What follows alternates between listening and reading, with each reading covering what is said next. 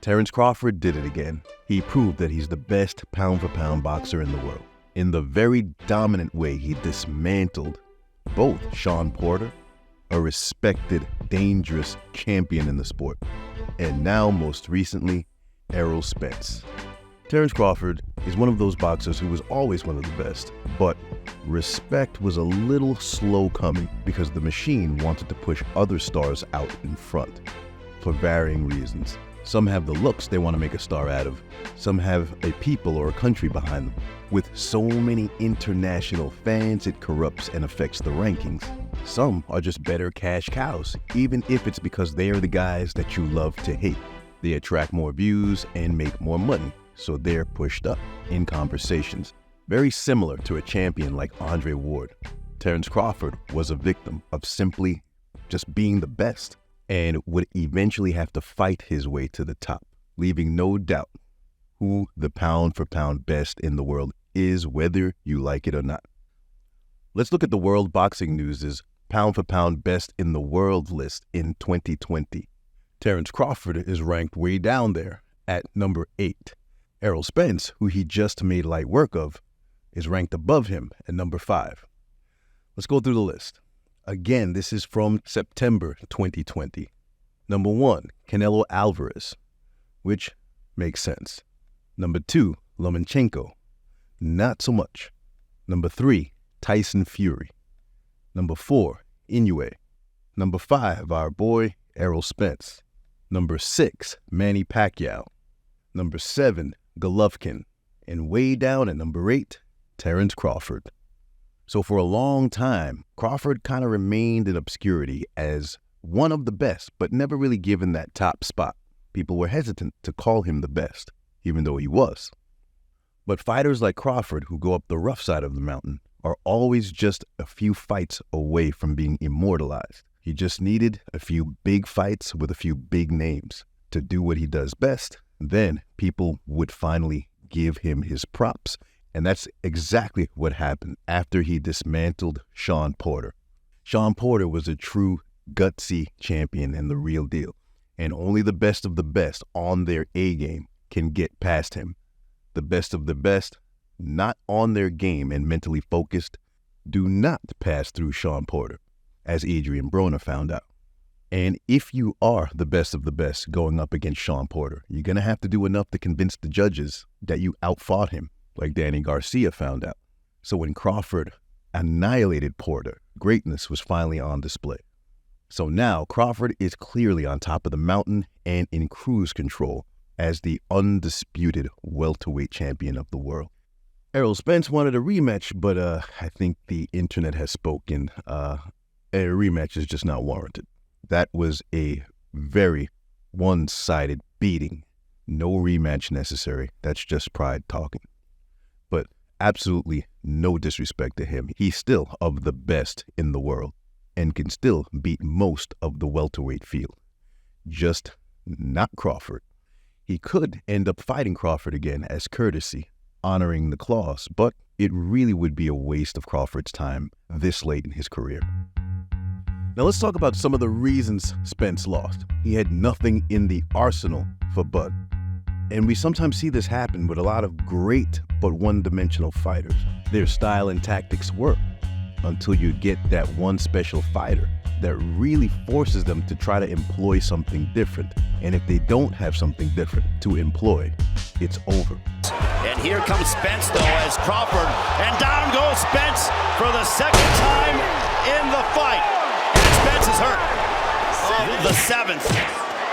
A big shot, down goes Spence for the 3rd time in the fight at the end of the 7th. Spence is sometimes a little flat-footed, but he's big and strong for the welterweight division. He's got a great chin, strength, speed, and he usually walks his man down and he's able to bully up on them and then start pounding away to victory. But paired off with Bud, that wasn't going to work. Whatever he could do, Crawford could do better. His size and strength wasn't that dominant over Crawford. And Crawford was faster, cleaner, and way more accurate. He couldn't just keep fighting the same fight because round after round after round, he would just keep getting smacked up more and more and more. He had to change it up and employ something different. Otherwise, no matter what round it was stopped, he was just walking toward a loss. And that is exactly what happened. He had no other tools to show Crawford. We've seen this many times in boxing where a fighter is exceptional, great with most contenders, but matched up against a certain boxer, your usual strengths not going to win this fight. For example, Joe Frazier against Foreman.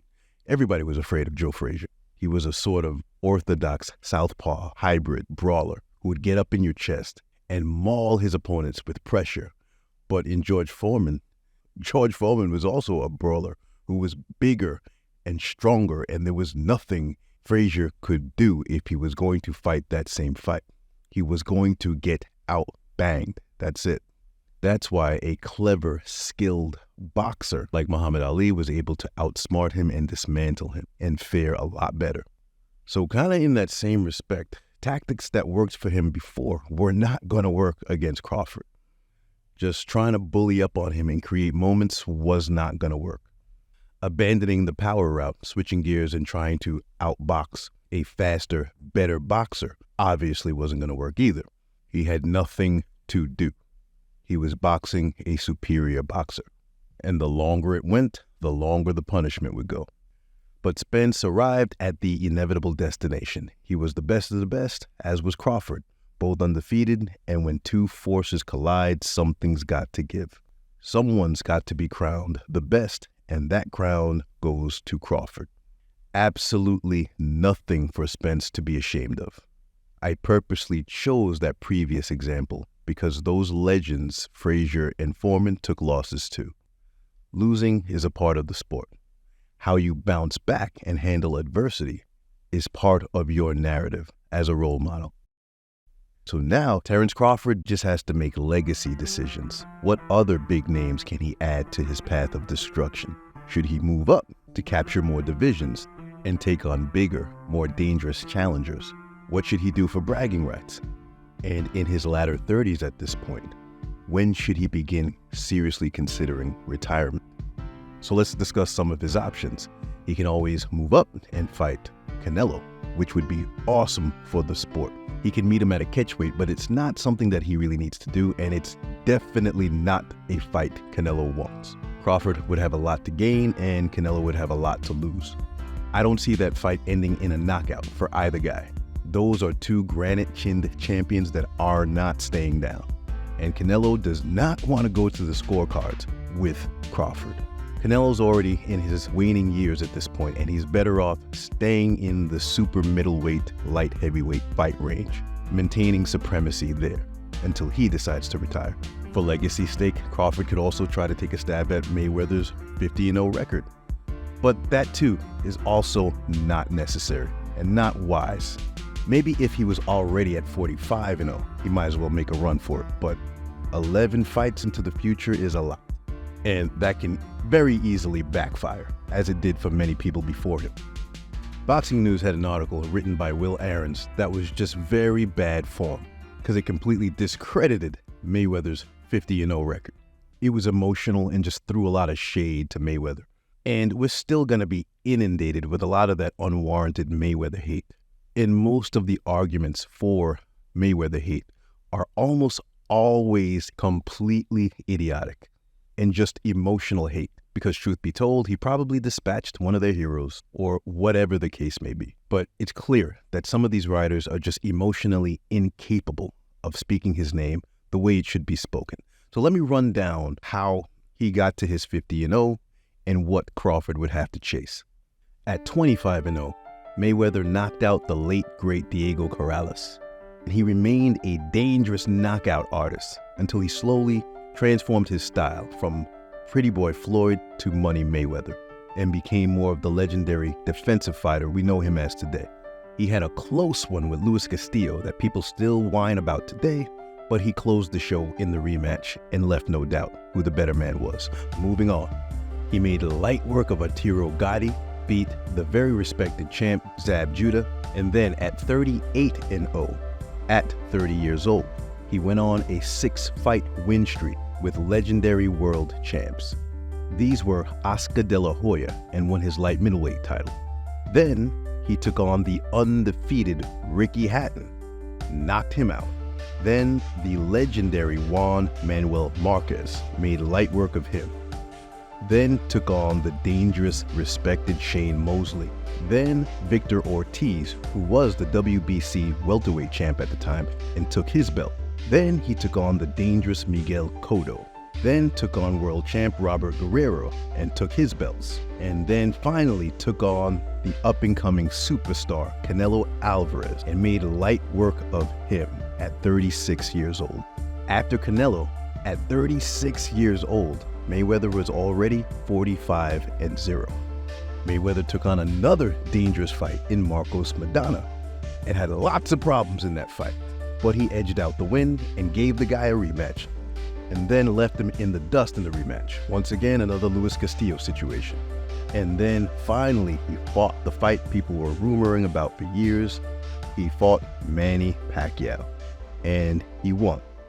At 38 years old, he was 48-0. So now, at the twilight of his career, he decided to give himself a farewell fight in the respected Andre Berto, and he won that one by unanimous decision, 49-0, and then took on the Conor McGregor fight, strictly for money. The purse was astounding, so they had to do it. It was not a legacy decision for either fighter, it was a money decision. And at the time, the fans all wanted to see it. Nobody's mad at that decision. Anybody would have done it. So after putting him away, as many suspected he would, it was a sanctioned boxing event. So he ended his career 50-0, legit. Crawford does not have to make that kind of an epic run, nor should he. He's a different man with a different career and a different set of options before him. And he already said he's not interested in Mayweather's record. One disadvantage Crawford has, whether he was going for the record or not, is that he doesn't have the same amount of names to play with that Mayweather did. That's what kind of plagued him his whole career. He needed some fighters to show us how great he was. Fighters who we knew and recognized. He started to do that when he KO'd Jeff Horn, who was an undefeated fighter who beat Manny Pacquiao. Crawford handed him his first loss. Then he KO'd former world champ Amir Khan. A few fights later, Kell Brook. And then KO'd Sean Porter. That's when he made a statement. And finally, the undefeated champ Errol Spence sealed the deal. He is king. He already was, but at least now, everybody knows. Until the next time, be well.